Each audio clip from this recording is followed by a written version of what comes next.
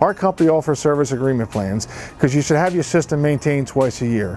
One in the fall, one in the spring. If you have a humidifier, in the spring that humidifier should be shut down and cleaned and put away. Okay, in the fall, that humidifier needs to be reinitiated into the system and become active and be ran through an exercise to make sure it's not going to cause other water problems within the house. Okay, by maintaining their system, it's no different than changing the oil in your car. The more you change the oil, the more mileage you get out of your car.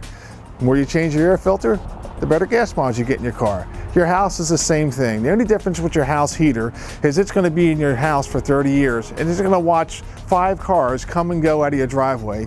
And if you ignore your furnace, it'll be sniffling as it watches the car get the car washed, car hear about it getting tires put on it, hearing the car is getting an oil change. And the poor heater and air conditioner is a slave to you in that basement, and it does not get any attention. So yeah, give it its attention. It'll serve you well and it'll keep your efficiency and keep you safe.